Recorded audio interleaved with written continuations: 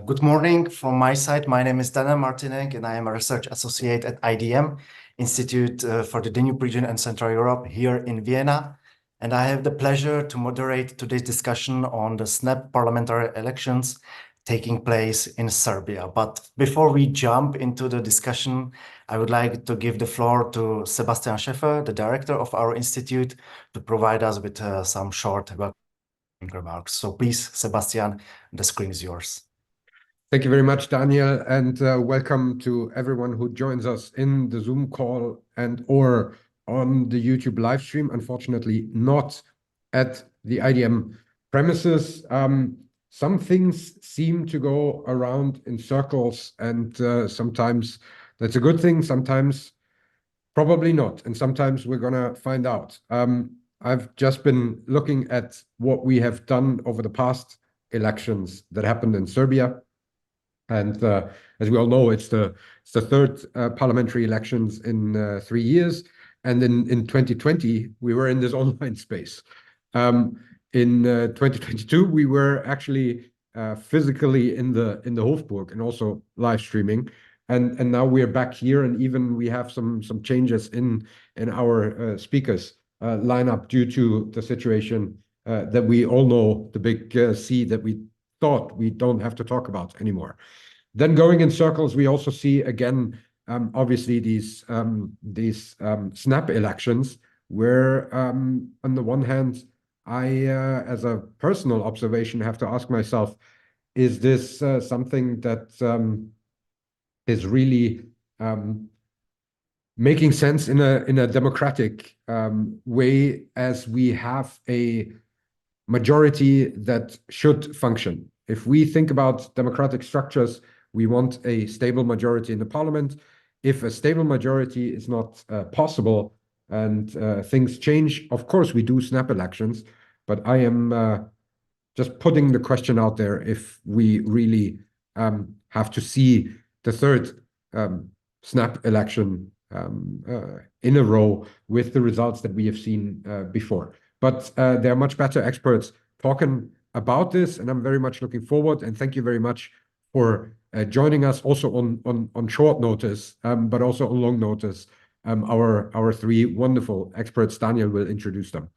And the last thing that goes in circles and returns, and this is the positive one, is that we continue this cooperation with our partners from the Political Academy.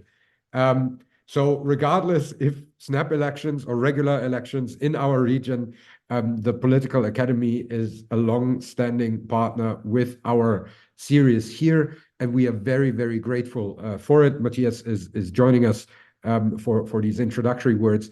Thank you very much that we are continuously monitoring what is going on in our region, and thank you very much for the great collaboration here. And with this, I would like to give back the screen to Daniel and wish us all a very fruitful and interesting discussion. Thank you. Thank you very much for your kind welcoming words, Sebastian. And I would like to also, on my behalf, thank to the Political Academy of Austrian People's Party, and namely to Felix Offner and the President Matthias Weiss for the wonderful cooperation we are having in the framework of this event series on the parliamentary elections. And also, of course, from my side, also many thanks to everyone who is joining us here today, be it in the Zoom webinar or following us on our YouTube live stream channel. As it was already mentioned by Sebastian, we have implemented actually many events on the parliamentary elections this year. But also this week, we just witnessed the new Polish Prime Minister Donald Tusk being sworn in with his new government, ending the 8 years of the long rule of the Law and Justice Party. And during the past days, we are also witnessing the reaction of citizens on the first actions of the new government in Slovakia, led by Robert Fico. All these developments are following in the wake of the parliamentary elections that took place in mid-November and at the end of September, respectively. and both pivotal moments for the dynamics in Central Europe have been, of course, closely observed by us in the past months. You can always have a look on the recordings which are there on the IDM YouTube channel. But today we are kind of escaping Central Europe and heading to Southeastern Europe, where another important parliamentary elections are taking place. Today we are focusing on Serbia on the eve of the snap parliamentary elections, and I have the pleasure to talk to distinguished guests from and on Serbia. Our invitation has been accepted by Ema Štefanac, Capacity Building Program Coordinator at the Građanske inicijative from Belgrade. So Ema, thank you very much for joining us today. And thank you for having me. Sorry. No problem. And another speaker will be Alejandro Esteso Perez, who is the PhD candidate at the Center for Southeast European Studies of the University of Graz, but at the same time also fellow at the Balkans in Europe Policy Advisory Group. So Alejandro, also many thanks for joining us today. Thanks a lot. Thanks a lot. Thank you. And as already Sebastian mentioned, we have some last-minute changes, unfortunately. My colleague or our colleague Melanie Jaindl can't join us today, but we have, of course, also other excellent experts on the developments in the Western Balkan region. And I'm happy that also our colleague Péter Techet is joining us, who is the research associate at IDM. So Péter, also thank you very much to you for jumping in on such a short notice and joining us for the discussion.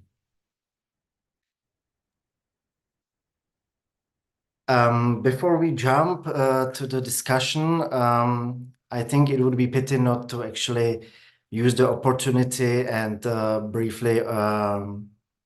briefly an overview on the pre-election situation in the country. And I would like to use the basis of the recently written paper or recently written briefing by our colleague Melanie. So please allow me to share the screen. And yeah, I would probably start with some facts and figures about the elections. For these elections, we have 18 running lists and 250 seats in the National Assembly should be elected. At the same time, local elections will be held in 65 municipalities, including the capital city of Belgrade. But also the provincial elections in the Vojvodina region will take place. We are here speaking about the already fourth early parliamentary elections since Aleksandar Vučić, Serbian Progressive Party came to power back in 2012. And Melanie actually also focused on in her briefing on the reasons why these snap elections are actually taking place. She analyzed actually three main issues or three main topics or reasons why these elections are taking place. The first one is that one of the triggers are the mass protests against violence. The other one is the conflict or the process regarding the Kosovo issue and the recognition of Kosovo.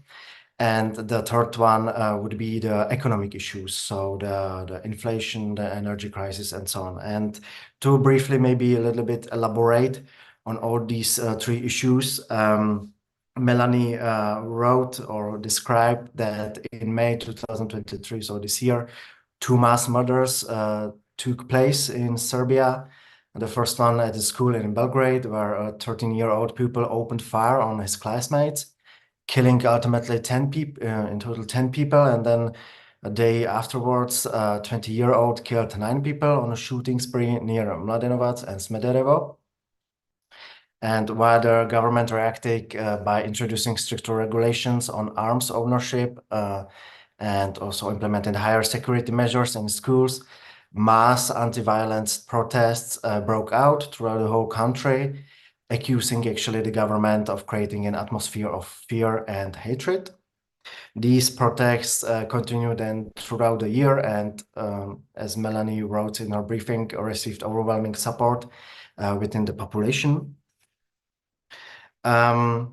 Violent incidents also dominated the debates about Kosovo issue, because there has been, as you are definitely well aware, there has been an attack in Banjska perpetrated in the Serb majority north of Kosovo by Serb militants on the 24th of September, which resulted in the death of Kosovo police officer and 3 Serb militants.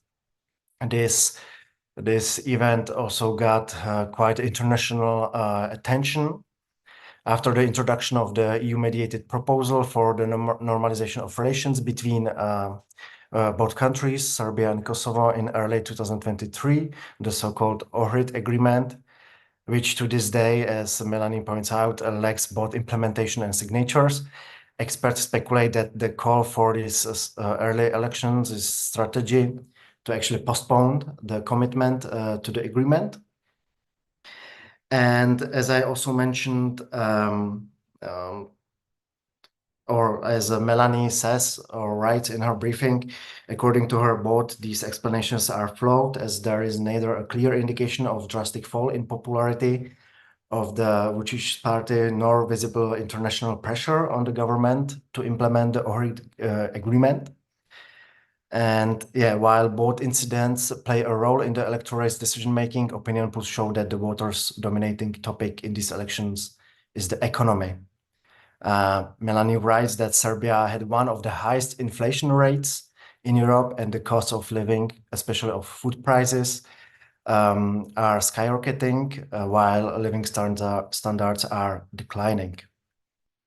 So in that regard, according to Melanie, the call for the snap elections can be interpreted as an attempt to legitimize the SNS-led government once more before the satisfaction within the electorate further increases. I'm not gonna go deeply into the electoral list, because I believe this is something we are discuss afterwards during the upcoming discussion. I would like to just briefly focus on the campaigns, where Melanie writes that the environment in which elections in Serbia are taking place has actually not improved in the recent years. All of these are quite marked by the ruling party's control over the media, abuse of public offices and institutions, and offenses against the opposition. She argues that probably due to the short campaign time span, SNS launched one of the most aggressive campaigns to date, including assaults, defamation, and threats, particularly targeting the opposition parties. And yes, all these developments actually boost a climate of fear within the electorate, according to Melanie, and the SNS party is using also kind of aggressive rhetoric, accusing the opposition of plans to cause chaos and in some cases even a civil war. And the last point would be that the election campaign actually escalated to the point that something which also Melanie mentions in her briefing, that, for example, the city of Belgrade was plastered with posters of Pavle Grbović from the Serbia Against Violence party, who was displayed in the uniform of the Ustaša, the Croatian fascist state during the Second World War. But there were also other several incidents of physical and verbal assaults, not only against the members of the opposition parties, but also against the political activists and other actors involved in the political landscape. Melanie also wrote about the prominent role of Alexander Vučić in the election campaign. I believe this is something we can probably keep for the discussion. That's probably also very important, but I would like also to give a space to our distinguished experts. And I would maybe conclude with the opinion polls. According to current opinion polls, the SNS party is predicted to get around 40% of votes, while the SPN party, or like the opposition party, should score around 25%. It of course remains or to be seen how much support will this party get. When it comes to the opposition party, it will very much depend probably on the general ability of the opposition to mobilize the voter, also mostly mobilize the undecided voters, which is also important part of the electorate according to current polls. But what also Melanie included in her briefing was also the kind of overview on how the elections will be implemented. Are these gonna be fair and free elections, something which is also very much discussed in the expert circles ahead of the SNAP parliamentary elections. There will be, of course, some international monitoring on behalf of the international community, closely observing the elections, but I believe that's another topic we would like to touch upon during the upcoming discussion. As I said, the significant factor, which Melanie also mentioned in her briefing, is the mobilization of the voters, how the ruling party and the opposition parties are able to mobilize the voters. But yeah, maybe this is something we can actually start the discussion with. So I'm gonna stop sharing the screen, and I would like to proceed to the main part of the discussion. And maybe we can start with Ema, who is like on site, on the spot, and is able to actually closely observe the development. So maybe Ema, let's start with you. And I would like to start with a rather general question. How do you observe these SNAP parliamentary elections? Is there anything special about these elections, or is it only regular SNAP parliamentary elections we actually experienced quite often in the past decade? So please, the floor is yours. Thank you. I mean, a regular SNAP, right? It's quite opposite. So yeah, I think, yeah, what we talked about, especially in the civil society sector, is that these elections and electoral campaigns are the most violent ones against, of course, by the ruling party against everybody else, even media, even civil society organizations, stuff like that. We have really so many cases of human rights violations. We have hate speech on social media. We have targeted journalists and stuff like that. So this could be the worst campaign in that sense. Of course, nothing has changed, as you mentioned from the report. The conditions in which we have these elections have not changed. The media is still not open for everyone, especially the ones, the televisions with the national frequencies and so on. So we have a very unfair play going on. And I think the best, maybe this sounds a bit chaotic, but the best thing is that we had people on the streets after the two mass shootings we have. So we have this bit of perspective now that maybe there are some people that are, against this and sick of what's going on in our state, what has been going on for so many years now.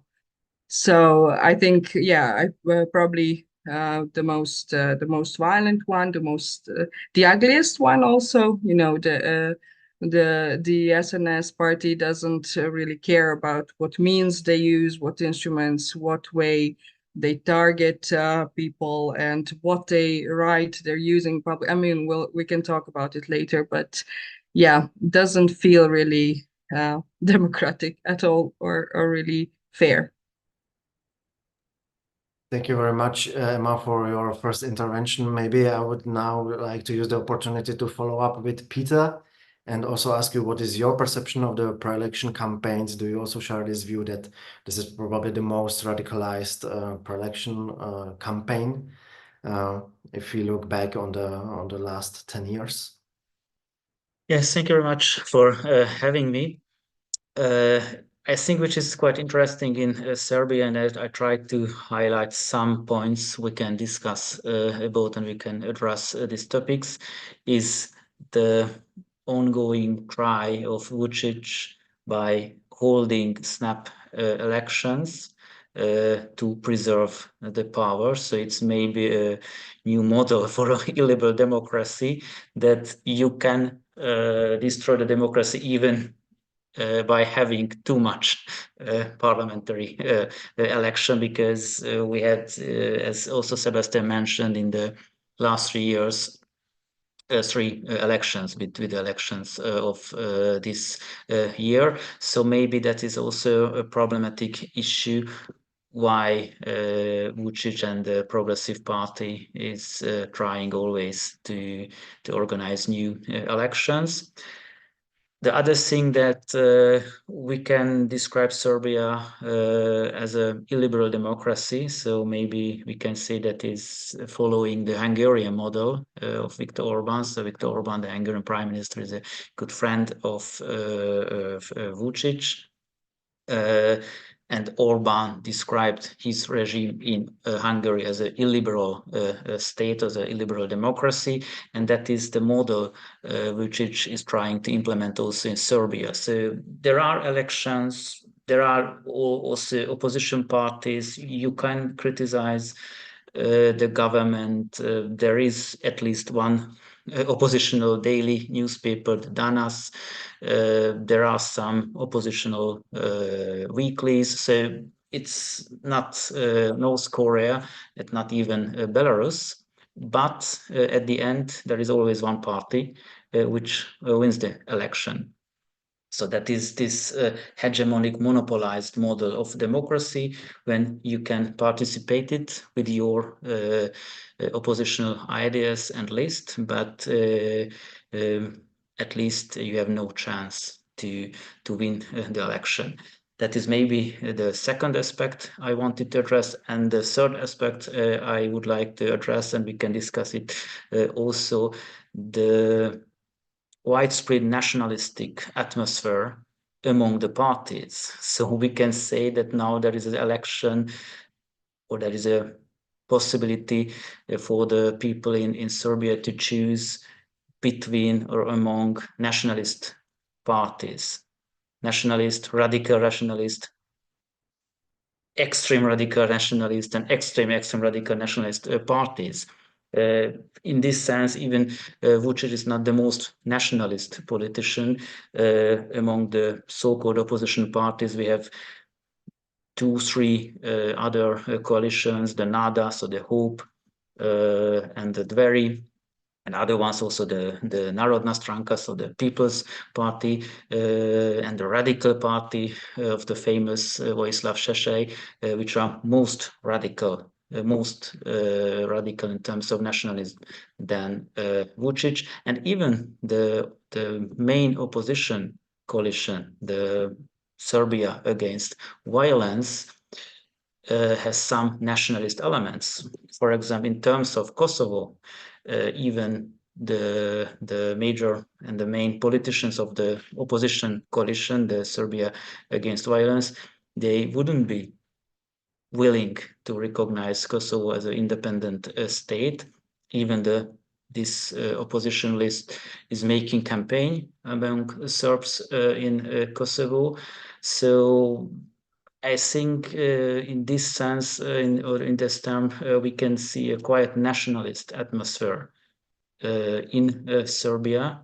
And it is maybe not only the consequence of the illiberal structure, but it is maybe a consequence of the social development, that in Serbia now you have at least only nationalist parties. Of course, the opposition coalition is more liberal in some issues like human rights, etc. But they are defending also nationalist ideas and programs in terms of Kosovo or in terms of other issues.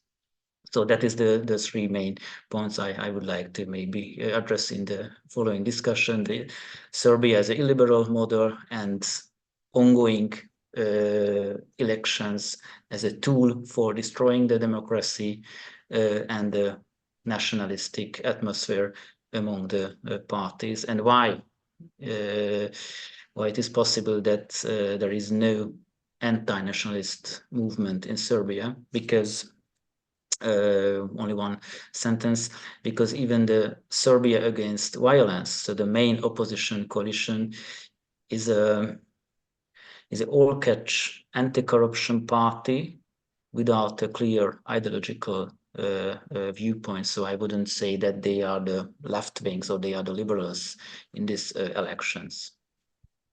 Thank you very much, Peter, for this overwhelming description and for your take on this. Maybe I would like to come now to Alejandro and maybe ask about his opinion on this. I know you are very much focusing on the regional developments in the Southeastern Europe, but yeah, I would like to ask you, how do you perceive this nationalistic agenda of the political landscape in Serbia? These nationalistic elements, as Peter mentioned, but also maybe I would like to ask you about your opinion on this election, on this so-called election engineering, as we can see that it's on purpose. It's on purpose done, that there is no proper election cycle actually kept in Serbia. So yeah, I would like to ask you about your take on these issues. Thanks, Daniel, and thank you as well to Ema and Péter for very on point comments, really, because I can only echo and react to what has been said up until now. I mean, if we take the example of Serbia within the whole, let's say, European continent, if we take Europe, I would say that Serbia is one of the very few cases where the head of state tends to be way overrepresented and is taking more into account than the actual government representatives. I think when we refer to Serbia, we mostly think of Vučić, and this is something that we see in so many dimensions, especially in Serbia's relations with the EU, for example. I mean, the person that meets Albin Kurti in Brussels is not Ana Brnabić. It's clearly Aleksandar Vučić. I mean, we know that the position of a prime minister in Serbia is followed in this case. In the case of Brnabić, did follow this very specific appointment, which was obviously engineered by Vučić. So obviously, this is one of the main and most important standpoints that we need to take into account when we're talking about Serbia. But Serbia, I mean, the current political system in Serbia and the way it's wired does not allow for a fair comparison in terms of a let's say well-balanced power relationship between who steers the government and who is there to simply ceremonially represent the state. So we see those roles very interchangeable and also very porous. So it's very difficult sometimes to tell who is doing what. Whereas at the end of the day, you might be confident in affirming that it's obviously almost always up to this one person called Aleksandar Vučić.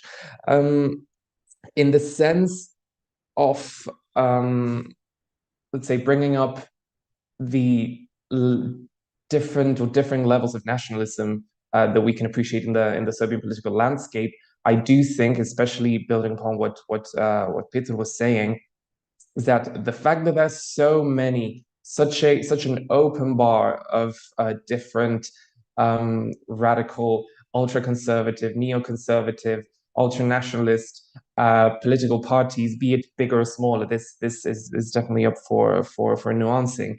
But the fact that there's so many, such a Shvedsky store, as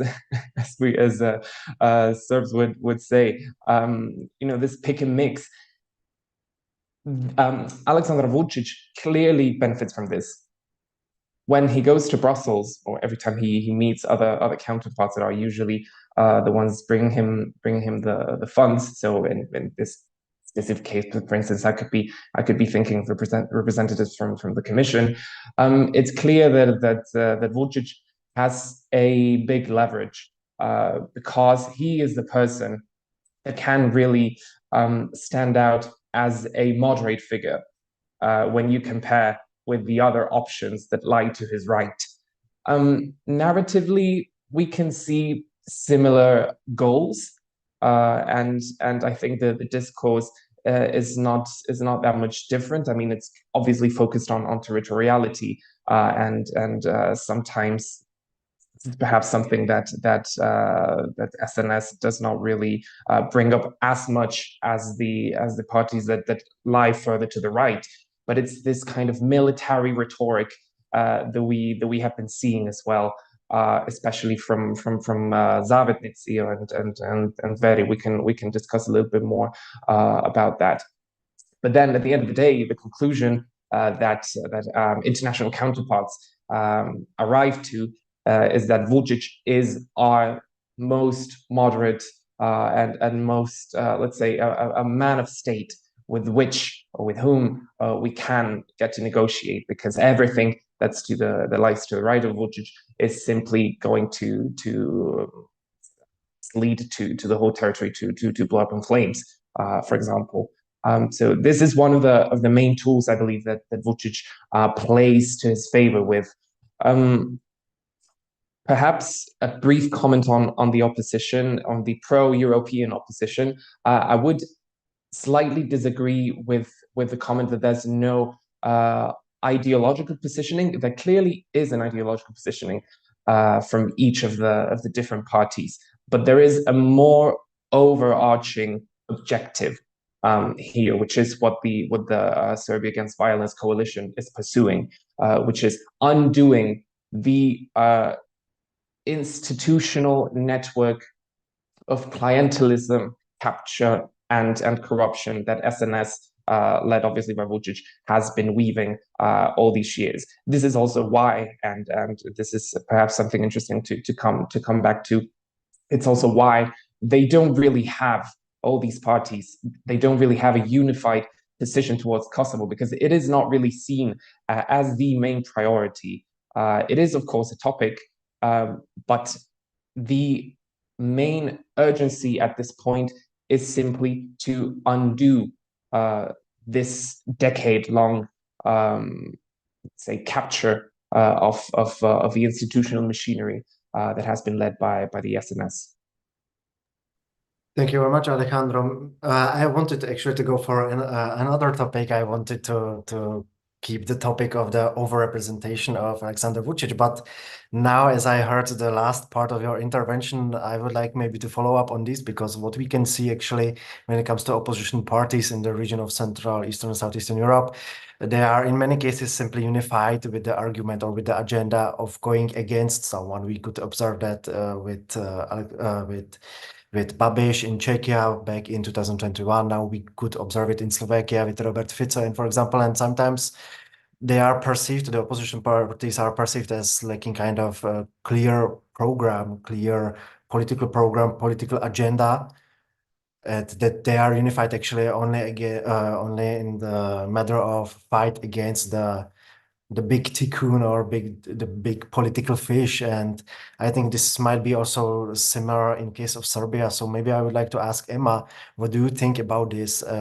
Is it really true that there is kind of like a lack of political program when it comes to opposition parties, and they are unified only by the fact that they will want simply to erase the Vučić system? Yeah, well, at least they're unified now, right? So this is something that hasn't happened before.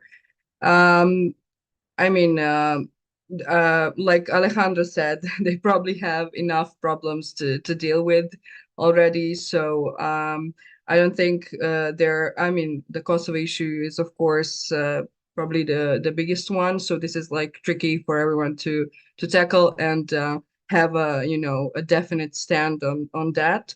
But right now, I think they're focused more on how to build this campaign together.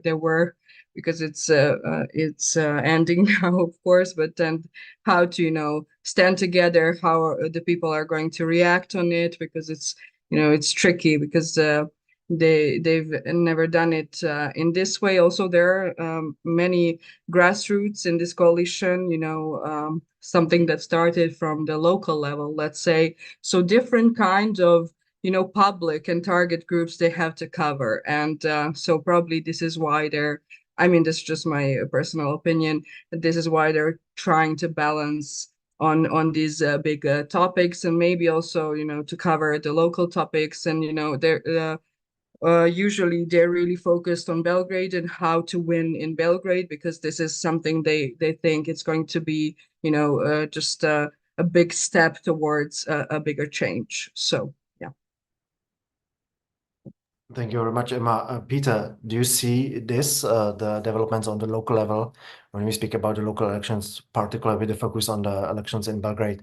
Do you see that the opposition might have the chance to really, be much more influential on the city level, on the local, in the local elections or in the local election outcome? And how do you think it might influence the nationwide political landscape? Thanks. I would like to say something also about the opposition, like Alejandro said. Yes, I wouldn't say that the opposition has no idea or ideology, but maybe the problem is that they have too much ideologies and ideas, because in this opposition coalition, Serbia Against Violence, we have liberal parties, green parties, left-wing parties, even moderate conservative forces. So parties are running together in Serbia. In another country, in another Western European countries, they would run separately. A Liberal Party together with the left-wing party. It's a quite a strange constellation, but of course, as you mentioned, Daniel, it's more about the system, and that's why the opposition is in Serbia as an anti-system opposition, not like Babiš and Fico in the way that they are against the democracy, but they are against this kind of illiberal democracy, and that's why they have to run together, even if they have quite different ideas about a lot of topics, not only Kosovo, but of course liberals and left-wing parties, they have different ideas about economy or healthcare or whatever. So the only thing they can agree on is the rejection of the system of Vučić. As for the local election, I think it is the same situation like in the 90s in Serbia, or in that time Yugoslavia. Even in that time, we had quite different parties. Kostunica was more anti-Milosevic but nationalist politician. Djindjic was more a left liberal politician, etc. And they had to run together, and at least they could win in Belgrade. So it was the first step to get rid of the whole Milosevic regime at the national level. The problem is that it's the same situation we had in Serbia 30, 25 years ago. So is there a change? Is there a stable change possible in Serbia, or Serbia has a circulating political story, always going back to the same situation with Milosevic, with Vučić, and with the opposition together trying to conquer Belgrade, and then after maybe the national level. But as we saw with Djindjic or Kostunica, at the national level, this kind of catch-all opposition couldn't work really in a good way. That's why Vučić came back to power, or that's why this kind of nationalist, right-wing nationalist parties came back to power in Serbia. Yes, of course, Belgrade is a modern liberal city. I like Belgrade as a city, and of course that I think it's the only city in Serbia where this kind of, we can call it pro-European, anti-corruption opposition can have chance. So it's Obradović, he is the candidate of the opposition for the position of mayor in Belgrade. Let's see. So if Obradović can win the election and can become the new mayor of Belgrade, that would be, of course, a quite important first step to democratize the whole country. But as I said, the problem is that we had the same situation 30 years ago without any stable result for Serbia. Thank you very much, Peter. I don't want to call the city of Belgrade the lonely island of democracy in Serbia, but I would like to come back to the topic of the media coverage of the elections and maybe come back to Ema. Could you maybe elaborate more on the overrepresentation of Alexander Vučić in the media, but also what are the echo chambers in social media, in online media, and what is actually the monopolized position of the SNS party or Vučić position in this regard? Yeah, like I said, we don't have the fair play even in this. I mean, probably the most important area of the elections anyway. So we have not only do we not have the balanced media presence of everybody, it's that the media is of course used to do a campaign for the ruling party.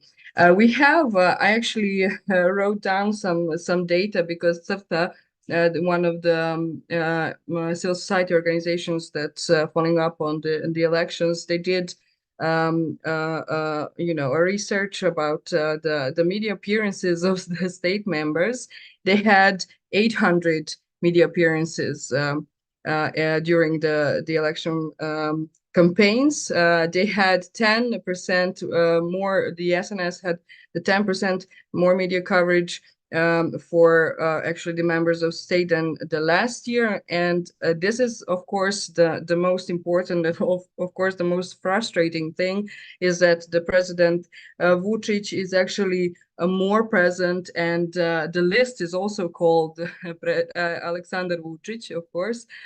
Even if if the fact is that he's not participating at all on these elections. We have huge billboards all over the city where he stands in front. This is really, you know, for me, this is really interesting, even visually, how this can give you a good picture of how the state works right here in Serbia. He stands in front, and then the candidate for the mayor of Belgrade, let's say, is behind him, just a bit blurred, you know, and then you have this huge, of course, motto saying Serbia can't stop, which is, of course, what you know, came out of the protest, because we had actually, I held this transparent when we were when the 3rd of May shootings happened. So we had this transparent saying now everything has to stop.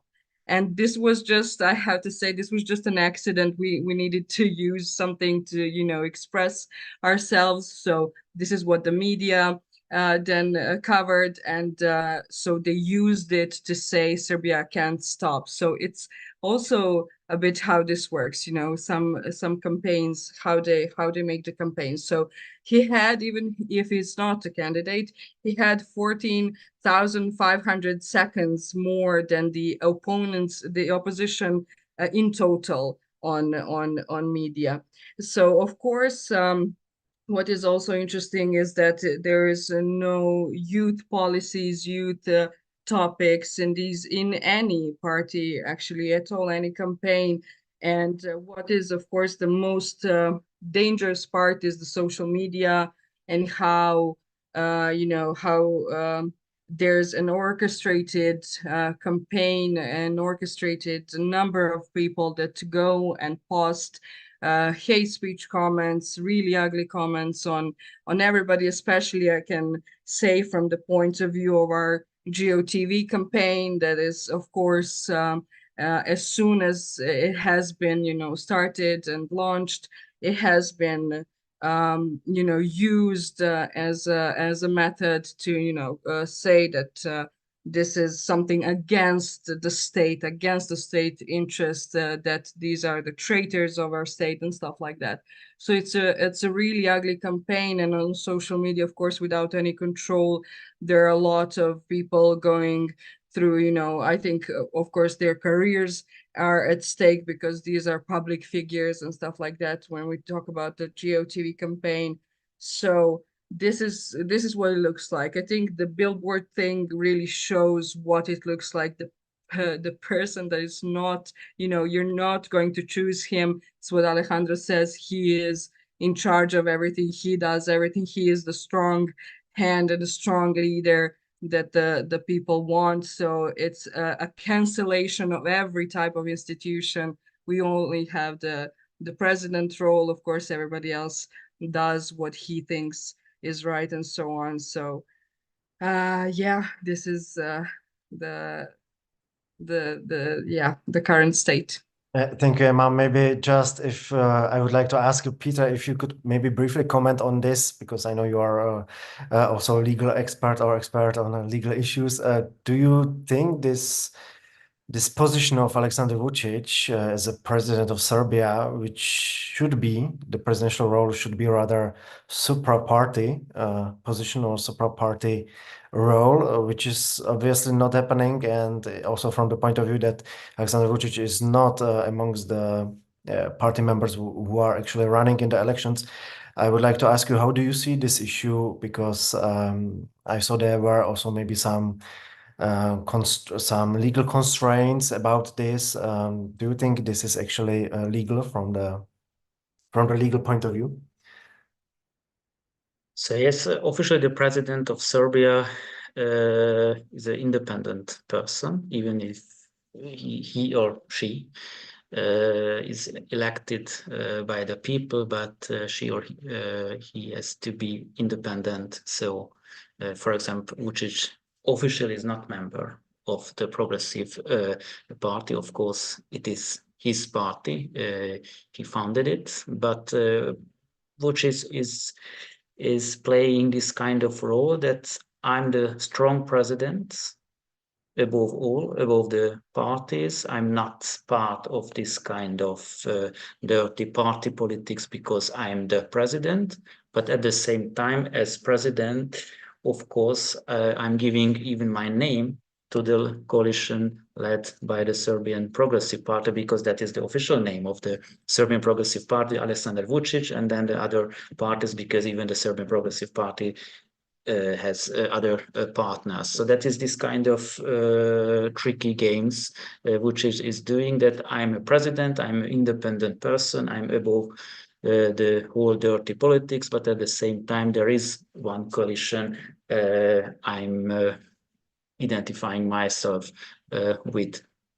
From a legal point of view, of course, from formalistic point of view, it's possible, because it's not forbidden for a party to have the name of the president, but of course it's against the idea of the constitution that the president should be an independent person. Of course, Serbia is a country with a strong presidential system, and in this kind, of course, the president plays always a political role. It's not like Austria or Hungary, where the presidents are mostly they have to fulfill mostly decorative functions.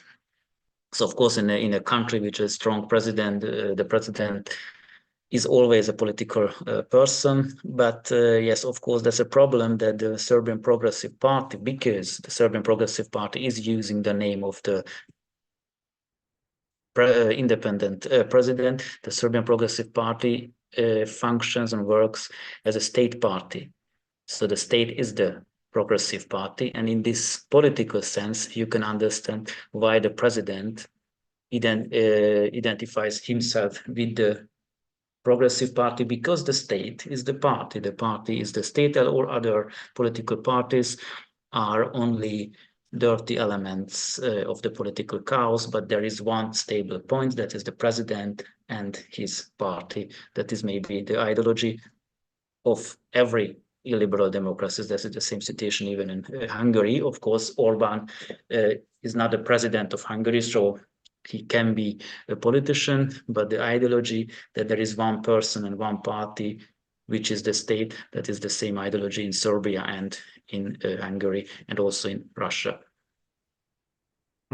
Thank you very much, Peter. Yeah, I think Alexander Vučić was quite honest that he will not remain neutral during the elections. And yeah, we can see that the election campaigning is keeping him quite busy, because we know that he wasn't even able to attend the Western Balkans summit happening yesterday, which leads me to this regional or EU perspective, European perspective. I would like to focus in the second part of our discussion, but because before we go to these topics, I would like to kindly encourage our audience, be it here in the Zoom webinar or on our YouTube live stream, to pose their questions here in the QA section or on the live chat in the IDM YouTube channel. All the questions will be passed to me and to our speakers. I would like just to kindly ask you to always indicate whom you are addressing the question with, so that it's clear, who is what question is targeting which speaker. And now I would like to come back to Alejandro and ask him about his view on the regional developments and on the eve of the elections in Serbia. Maybe we can start with the happenings during the EU Western Balkan Summit yesterday. Would you like to comment on this? Of course.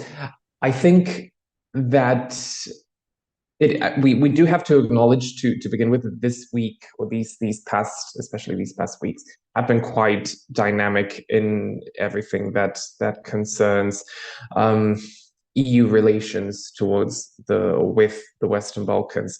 Not through any substantive changes, I would say, but there's been a lot of diplomatic exchanges and high-level meetings and so on and so forth. I mean, within the span of less than a week, we've had an EU Western Balkan Summit that we had yesterday. Today, the European Council is meeting, and then we also received, I believe it was 2 days ago, the conclusions on enlargement from the Council. It's very interesting to see how the entire rhetoric has taken a very dramatic turn, obviously in the context of Russia's invasion of Ukraine, where everything has even more so become more politicized.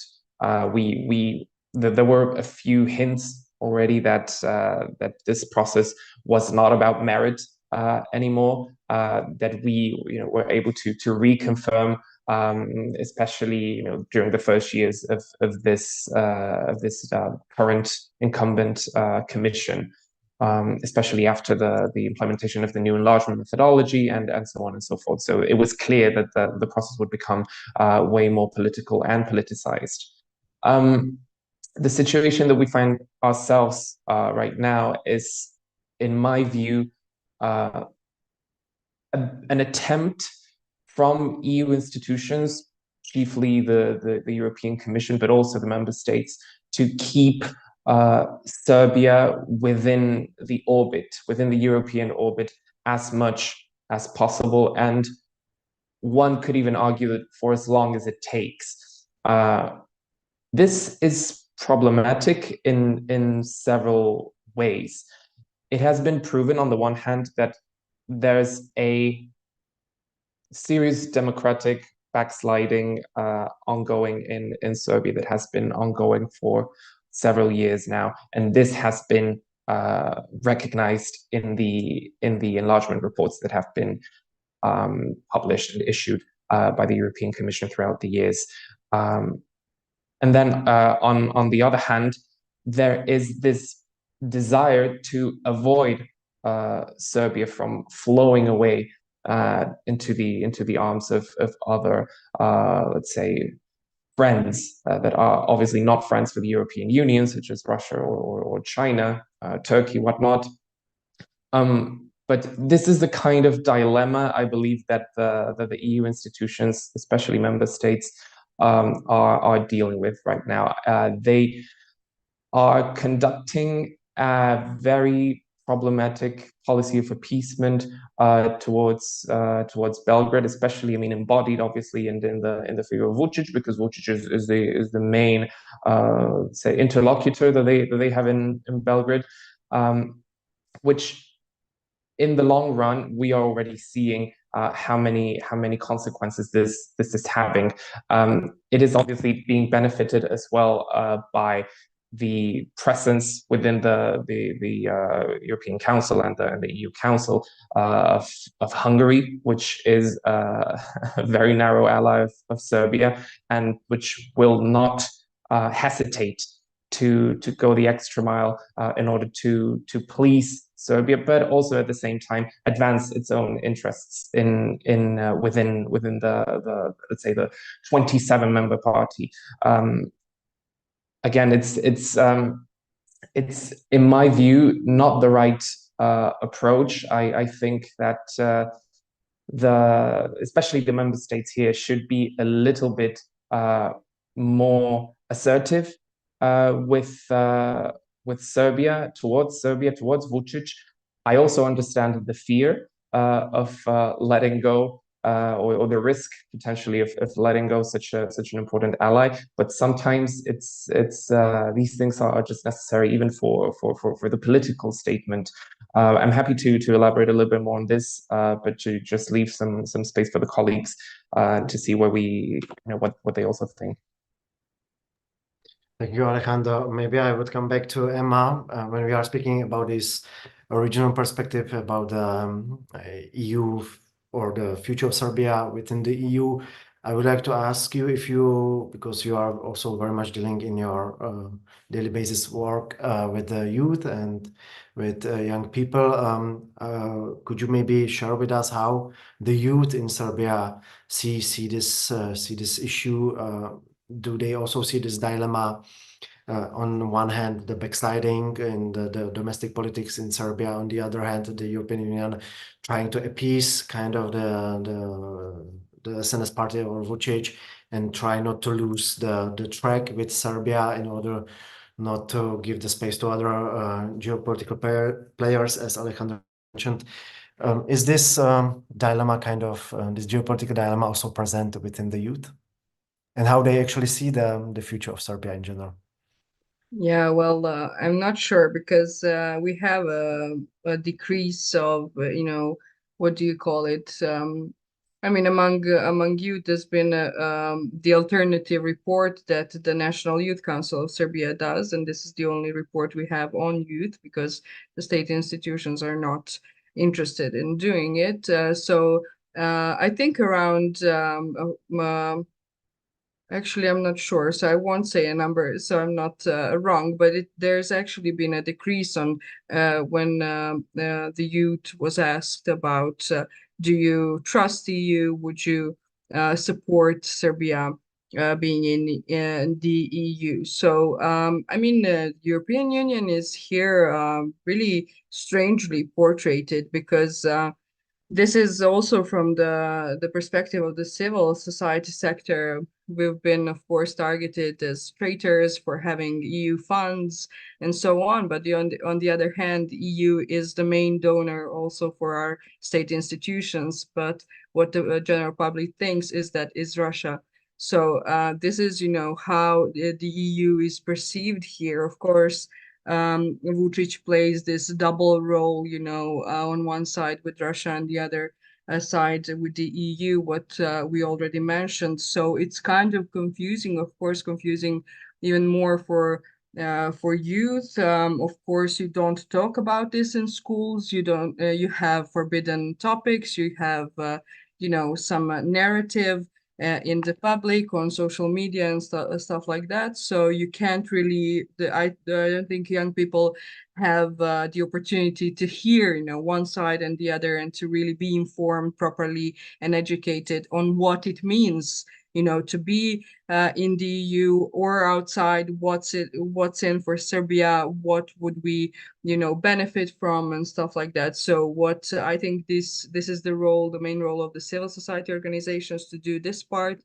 of the, let's say, education process and informing the youth, but definitely because I think also this is a big part and a big trend here is that young people are leaving Serbia as soon as possible. Of course, they're maybe studying here, but then leaving after. or they're already gone after high school, so they don't really somehow I think the European Union is closer to them in this way. They can go study, they're a bit more mobile, and so they don't see it in Serbia. Of course, we have this big nationalistic narrative saying that we don't belong there, that it's going to destroy Serbia and stuff like that. So something that is also with not really with young people, but what they hear from their family members, from in their surroundings and stuff like that. So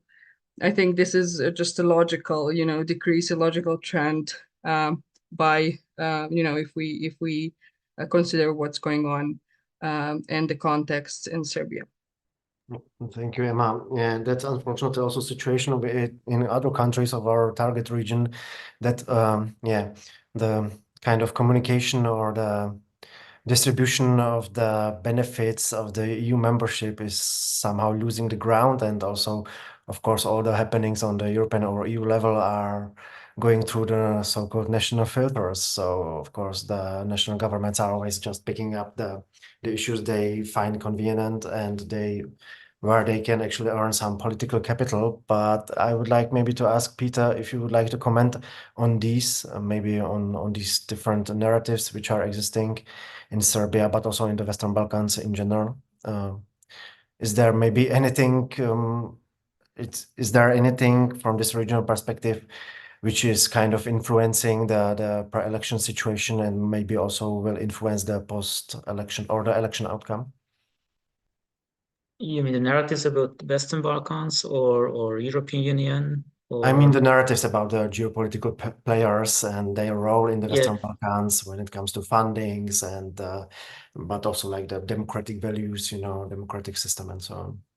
So of course, as we all mentioned, the main topic for the opposition is to change this kind of system, but it's not clear whether the opposition want to change the geopolitical situation of Serbia, because in terms of Kosovo, in terms of relation to Russia, even the opposition parties, of course, more the right-wing opposition parties, but even parts of the left-wing opposition coalition, they are a bit friendly toward Russia.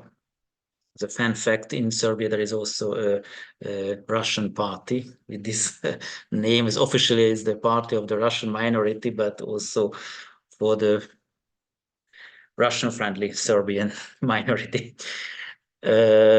So Serbia plays a quite important geopolitical role, of course, the Western Balkans, because it's the biggest country there, and we can see that Vučić has, of course, or follows, of course, this traditional Serbian way of pro-Russian direction, but at the same time, he tries to have good relationship to China and with the European Union as well. So I think Vučić is quite aware of the geopolitical importance of Serbia in this region, even if we are regarding if we look at the situation in Bosnia and Herzegovina, where the Republika Srpska, the Serbian part of Bosnia and Herzegovina, is a quite Serbian nationalist ghetto in Bosnia, and Vučić is trying to moderate the nationalist agenda in Republika Srpska. So officially, Vučić and Dodik, they have, of course, officially a good relationship, but for example, for the last presidential election in Republika Srpska, Vučić supported the other party, not the party of Dodik. So I think Vučić is trying to play a moderate role in the most important geopolitical fields like Kosovo, like Republika Srpska, like the relationship between Serbia and Russia, because the other mostly right-wing opposition parties in Serbia, they would choose a quite clear pro-Russian agenda, and Vučić is playing between two or three options: European Union, China, and Russia. by not deciding hot topics like Kosovo, Republika Srpska, etc.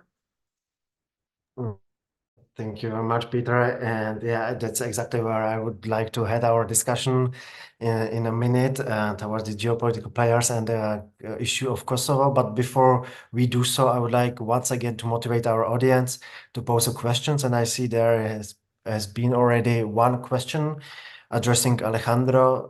The question is as follows: what kind of concrete alternatives to the current appeasement do you see, and who are potential spoilers apart from Hungary?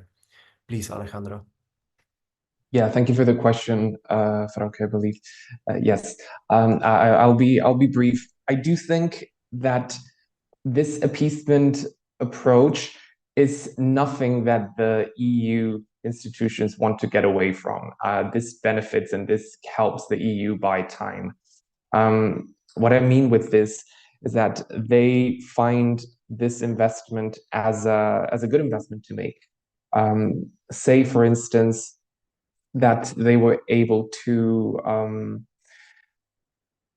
deviate or move away from using Hungary all the time as their excuse, as a justification, because it's always Hungary that vetoes important let's say movements towards say certain funds being transferred. We've seen all this with Ukraine currently, but it's normally the role of Hungary what is used as the alibi or as the excuse for the EU to not really move an inch in their current policy. So I don't think it's in the EU's plans for now to shift or to budge away from the current appeasement policy. If there was a way to move away from it, I do think that it's very important, and this is something that we have not seen, at least domestically in Serbia, that the EU and especially member states recognize the pro-European opposition. I think it's been very poorly done. I don't think there's been a very vocal acknowledgement of what the protesters, I mean, not the protests themselves, but also this transition into the Serbia Against Violence, into party politics. I don't think this has been acknowledged enough, which, had it been the case, it would have meant a very serious sign of support towards an alternative to Vučić, and that perhaps could have helped steer away the current Vučić-centric approach. Another thing that should be definitely on the checklist is, now especially that we're going to have European elections very soon in June next year, the enlargement portfolio cannot go to a country like Hungary. We've seen that Commissioner Varhelyi has been watering down, or his cabinet has been watering down all these reports or indicators that Serbia was faring worse than what everybody would have seen or expected, because obviously these indicators were simply diminished in order to save face or to help Belgrade move towards along the candidate bid. And then in terms of, I think you asked also about potential spoilers. I mean, I think Hungary is obviously the foremost spoiler if we're talking about spoilers. There's also other countries that can benefit as well from the appeasement policy, because either due to good economic relations with Serbia, countries that cannot risk applying or implementing sanctions against Serbia, for instance, the Czech Republic. I mean, I think the relations are also quite tight in that aspect. So it's not just Hungary, clearly, but it's definitely Hungary, the one that has been the most vocal and the most explicit in this sense. So it's normal that the attention gets sort of focused on Hungary, but there's definitely more. Thank you, Alejandro. I would like to come back to Ema. Is this appeasement towards Vučić on behalf of the European Union institutions kind of discussed during the election, at least by the opposition parties, or like the lack of awareness or lack of focus of the EU institutions towards the protests that were happening in the past months? Is it a topic in the pre-election campaign? How is it perceived within the opposition circles? No, I wouldn't really know what to answer, actually. I'm not sure. I haven't seen much of it, so really. I think this is the question always, not only during the election process, but I haven't actually seen anything. No. Thank you. And now I would like to go for the topic we already touched upon a little bit, which is the Kosovo issue. So maybe now I would like to come back to Alejandro, if you could maybe elaborate a little bit on that. What role does it play in the pre-election situation in Serbia? How present it has been in the past months before the elections, and yeah, how we actually stand, what is the status quo of these tensions, and yeah, I would say we will take it from there. Well, I think the issue of Kosovo is obviously being dealt with as a domestic issue, in as much as according to most of the parties across the spectrum, don't perceive Kosovo as independent, and Serbia is rightfully entitled to still keep or maintain sovereignty over it. Throughout the campaign, we've been able to really witness, let's say, three different visions of how Kosovo should be approached and addressed. And let's not forget that we come from a very tense period, which has been 2023, ever since the Kosovo Serbs left the institutions in late 2022. So this is basically all the backdrop that we come from. But these three visions are basically representative in a way of the let's say three main approaches that would like to be applied by contender parties, of which only one can ensure a certain degree of stability, and this is the one that's paraded by Alexander Vučić and his party. Vučić has already said that he sees 2024 as a very shaky year. Again, we're going to have European elections, we're going to have US elections at the end of the year. He's obviously hoping for a return of Donald Trump to the White House.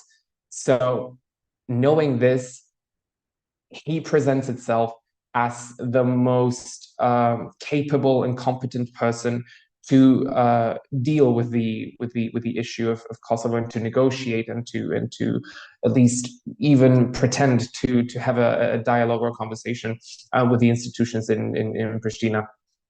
So this is also what he sells towards the EU and towards other international interlocutors. We've already discussed that a second vision towards Kosovo is the sort of vision non-vision showcased by the pro-European opposition. We already mentioned that there's a lot of different interests and a lot of different views on the issue. It's true that the non-recognition of Kosovo is quite generalized over the Serbian political spectrum. So it would be very rare to find a party that would openly and publicly advocate for this, because it's simply not popular. So this is also part of the reasons why this united opposition cannot really converge on this issue, because there's definitely very let's say varying degrees of acceptance and of allowance to in regards to what should be done towards Kosovo. There's some parties that reject the implementation of the Brussels and the Ohrid agreements, but then there's others that do agree. So it's definitely a subject of discussion, but it does make sense in a way, understanding that this coalition is not advocating or is not holding Kosovo as one of its priorities. And we've seen that, you know, undoing the corruption and the state capture is what's a priority. And then the third, perhaps more residual view that we've been witnessing this campaign is the one that has been produced or crafted by those parties that are to the right of Vučić's party. So thinking of parties like Veri or Zavednici, which use a way more belligerent, way more militaristic rhetoric when it comes to, you know, retrieving or seizing back Kosovo. We saw one of the leaders of the leader of Zavednici dressed all in black and then crossing through the woods into Kosovo, which was obviously used as a PR stunt that, you know, sort of reveals what kind of tactics these parties use and the territoriality of it all. And particularly this now coalition met very recently with the spokesperson of the Russian Ministry of Foreign Affairs at the OSCE ministerial meeting in Skopje, which is also very interesting because it points towards a certain ideological or geopolitical leaning. So obviously these ultranationalist or right-wing parties are definitely willing to rely on Russian assistance fully. And this is also what, again, Vučić, as the leader of his party, can and keeps benefiting from. Thank you. Maybe I would still ask you if you could briefly comment, because you mentioned that Vučić positioned himself as a kind of stabilization or stabilization factor, focusing or fostering the dialogue also in the matter of the Kosovo issue and so on. So how that fact goes in line with the implementation, or rather non-implementation, of the Ohrid agreement? Well, if we're assuming that the SNS will again win the elections and Vučić will still have the legitimacy to represent Serbia at the negotiating table in Brussels, it will really be pretty much up to Vučić, because we come from a very, in the beginning, we were all very hopeful that the agreements in Brussels and the non-agreement, I believe, in Ohrid would take us somewhere. But now what's in Vučić's benefit principally is to keep buying time. The implementation or the establishment of the Association of Serb Majority Municipalities is something that everybody now has more or less agreed has to happen, even Kosovo, which is a position that we would have not really have expected 2-3 years ago, at least not when the current government had just taken office. Therefore, I do understand Serbia as having the upper hand here in the dialogue. I mean, Serbia is a fully recognized state, has a seat at the UN, and so on and so forth, something that obviously Kosovo does not have. So that is a big incentive to keep torpedoing any kind of progress when we're talking about implementation of the annex, which again has also, you know, claimed to be signed, but then it was not signed. Then somebody walked away. So it's also this kind of confusion, miscommunication, or rather lack of communication that is deliberate. A big question, I believe, for the year ahead, if the European elections and the US elections allow us for this, will be to see how the actual implementation of the Association of Serb Majority Municipalities will come into fruition, because it's a very tricky one. It's going to be a nut to crack, and even if Vučić is the one that leads on this on behalf of Serbia, it's going to be highly unpopular, because it's going to entail a lot of administrative, political burden that, who knows, maybe SNS isn't also not ready to deal with. Again, this we will have to see. Thank you very much. Maybe I would like to come back to Péter now and ask you also about this Kosovo issue. How do you see this matter, and what do you think is the role of other geopolitical players such as Russia or United States in this matter, assuming that Vučić party will win the elections and maybe Donald Trump will be re-elected in the United States? How do you think this will influence the Belgrade-Pristina dialogue? As Alejandro also mentioned, that we can really say that maybe Vučić is not the most moderate person in this issue, but there are parties and forces within Serbia, and they are definitely more radical about Kosovo. So maybe Vučić wants to have some kind of frozen conflict, and other parties in Serbia, they would warm up this conflict by demanding maybe more radical issues than Vučić did. And of course, because Vučić is a nationalist politician in Serbia, maybe he is the only one who can convince the Serbian people not to recognize the jure Kosovo, but maybe to recognize de facto Kosovo, like the Ohrid Agreement. The Ohrid Agreement would have been a de facto recognition of Kosovo. As for the geopolitical issue, yes, the re-election of Trump would mean a change for the whole Western Balkan region, because Trump is not solely interested in foreign politics, so he's following more isolationist American foreign policy. So I wouldn't say that Trump is more pro-Serbian or more pro-Albanian. He's not really interested in this issue and in solving the conflict, and that's why other powers like Russia and China could gain importance about Kosovo, and it would be also a chance for Vučić to not decide this issue. So that's why I really think also, as Alejandro, that Vučić hopes for the re-election of Trump, because with Trump he can, so I mean Vučić can have this kind of frozen conflict, because a clear decision would mean that that there is a clear conflict between Serbia and Kosovo, or Serbia has to recognize Kosovo, and both options are not possible and maybe not the best one also for the whole Western Balkan region.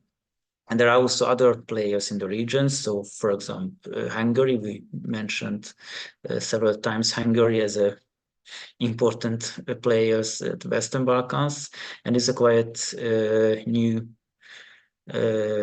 direction of the Hungarian foreign policy under Orban, that they are supporting more the pro-Serbian views, because Hungary was traditionally more pro-Croatian and pro-Albanian, but Orban changed completely the Hungarian foreign policy, and Hungary is financing also some project in Republika Srpska. Hungary recognized Kosovo, not during Orban, but during the social liberal government. But of course, Hungary is supporting more the Serbian pro-nationalist agenda and party. So I think Vučić is hoping for Trump, because it would allow him to have this kind of frozen conflicts without a clear break or decision.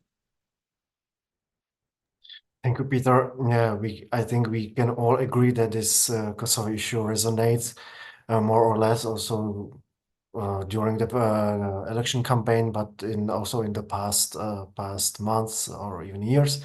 And maybe one issue, if I can add, that maybe it will be interesting how the Serbs in Kosovo will vote, because of course they can vote, and that is also an interesting question.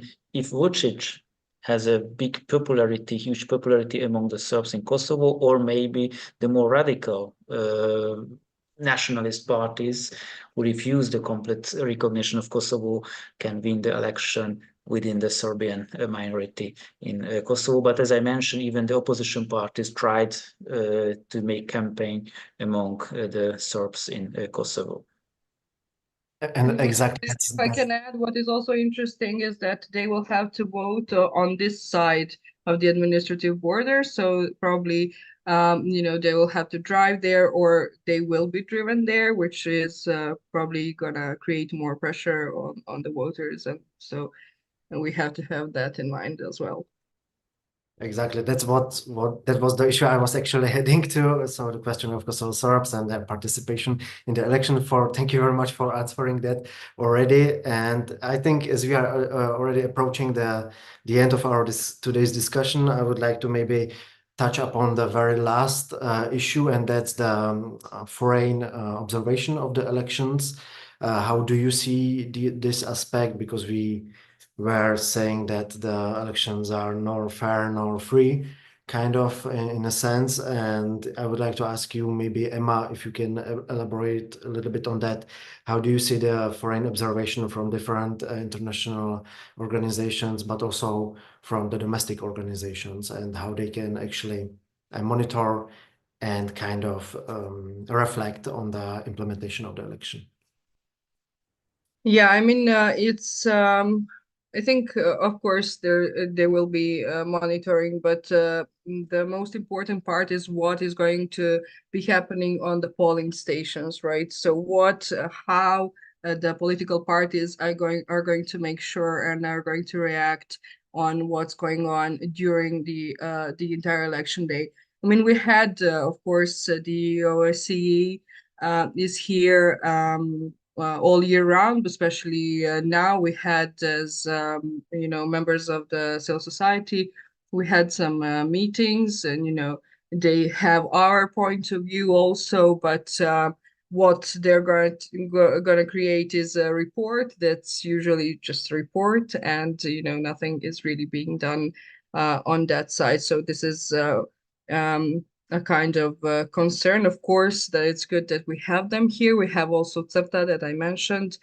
We have other civil society organizations that are doing the Human Rights Watch and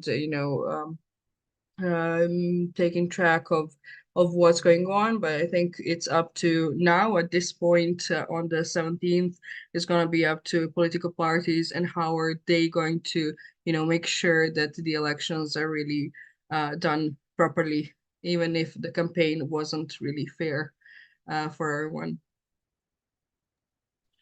Thank you. Is there anybody who would like to comment on this, maybe? I could come in and briefly add that what we're going to see on Sunday is the product or the end result of several years of undermining the current, or the past rather, democratic architecture, democratic guarantees. This is nothing that will be solved through a report from the OSCE. This is something that we've been seeing for a long time. So it's structural. And this is what needs to be tackled. So I think that in terms of the reporting that we might get on Sunday, of course there's going to be irregularities. Of course, there's going to be ballot stuffing, or people just being taken on buses to Rashka or to wherever to cast their ballots. But this is not a one-day thing. And this is a pattern that needs to obviously be dealt with through democratic means. We will see how or if there is an opposition strong enough to be able to at least, if not win, which is very complicated, to at least provide a serious balance against, at least in parliament, to Vucic's majority. Thank you very much, Alejandro. And as I very much like to actually conclude our discussions on the parliamentary elections with the traditional question, and that is, what kind of election outcome are you actually expecting? And I think in this case of Serbia, I would maybe also add additional question. should we actually expect any other snap parliamentary elections taking soon in the country? So maybe I would start with Péter. What do you think will be the election outcome? And yeah, should we be So I think the outcome is quite clear. So Vučić will win, maybe with 50% or not, but even without absolute majority, the party of Vučić can govern, because the socialist, the so-called socialist, it's also a nationalist party, the socialist, and also the minority parties, Hungarian, Albanian less, but the Hungarian, Bosniak, etc. They are willing to cooperate with the party of Vučić, so it's quite clear that the situation will be the same like before the election. The big question is really how the opposition can win, or whether the opposition can win maybe in Belgrade, and what will the outcome for the opposition. So if it's really less than 30%, that it is a big problem for the opposition, because now they are united. If it's more than 30%, then it can be really a first step to build something new up. As for the snap elections, yes, so maybe it's a tradition in Serbia. Maybe Ema can answer better the question. I think Vučić is willing and ready to use the elections as a factor to destabilize the democracy, and that is really an absurd situation in Serbia. And it's also, on a theoretical level, it's an absurd situation how we can describe this kind of regimes where we have too much elections, and that's why the democracy can't really work. Thank you, Péter. I would like to follow with Ema. What are your expectations? I think you don't have more positive expectations. No, sorry. Really, I have to agree with Péter. Of course, it would be great if something happened in Belgrade or any other local, elections. What's going to happen also the next year, I think in April or sometime around that, we're going to have more local elections in other municipalities. So if not snap elections like this, we'll have just another type of elections anyway. I don't think anything major will happen. What is good is the GOTV campaign that was really, really successful, with the public figures leading it. And I think, of course, as a follow-up of the protests against violence during the whole year. And so maybe this kind of things can really work in future. But this time, I think people are there, they had forums, they talked to people, they went to talk to people and to, be present on the local level. So I think people know that there is some kind of, let's say a big group of people. I think over or around 200,000 people signed the petition they had. I mean, it's not a petition, it's like a decree or whatever. So there is this huge group of people that will probably get out and vote. I don't know if it's going to change anything, but I think it's a good start for what's going to happen next year and the following years. Unfortunately, I don't think any big changes will happen now. Yeah, thank you, Ema. And of course, we are very much looking forward to the publication of the results of your close monitoring at your organization. And yeah, last but not least, please, Alejandro, maybe you could take the expectations from a rather regional perspective with the regional focus. I'm also not very optimistic. It's already good that the pro-European opposition has found the trigger and has found the platform to launch itself within this broader, more formal framework into the parliament. I do hope they will be an added value and a significant counter to at least the narrative from the predominating SNS. And then in the regional context, we're facing a very again shaky 2024. It will be. It is likely that it will not bring much change, considering the very the high stakes that there are in order to maintain the current status quo. Currently, all the reforms that will need to be established and undertaken vis-a-vis Kosovo are not very popular, I would say. So the best scenario for let's say a more stable situation would be for there to be no change, really, which is the least hopeful outlook. But unfortunately, I believe this is where we're heading to. Yeah, not a positive outlook at all, I would say. But yeah, hopefully we can hope only that there will be no further escalation or militarization of these issues. But yeah, we arrived at the end of our today's discussion. So at this point, I would like to thank all our experts for their excellent insights and analysis of the pro-election situation in Serbia, and yeah, for their valuable contributions regarding be it domestic, but also the regional developments. So thank you very much to all of you. And of course, also many thanks to our audience who followed us, be it here in the Zoom, but also on our IDM YouTube channel. And also many thanks, of course, to Sebastian Schäffer, our director, who is very much supporting this event series, and also to our organizer of today's discussion, the Political Academy, namely to Felix Offner and Matthias Weiss. So thank you very much to all of you. As you are well aware, the recording of today's discussion will be or is actually already available on our IDM YouTube channel, so feel free to rewatch it if you missed maybe some interesting parts. And also, if you enjoyed our discussion and would like to follow our activities, please check regularly our IDM webpage, subscribe to our newsletter and to our social media channels, in order for you to keep updated about our activities. And even you can, of course, always become an IDM member if you really want to support our work. We will, of course, closely monitor also the post-election developments in Serbia, and also, of course, observe the developments happening next year in our target region of Central, Eastern, and Southeastern Europe. And yes, of course, also next year we will bring you the best expert analysis and insights into the socio-political developments in our target region.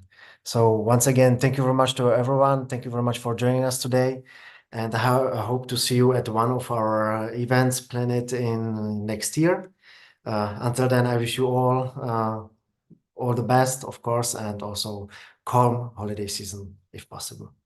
So take care, and until next time. Thank you very much. Bye-bye.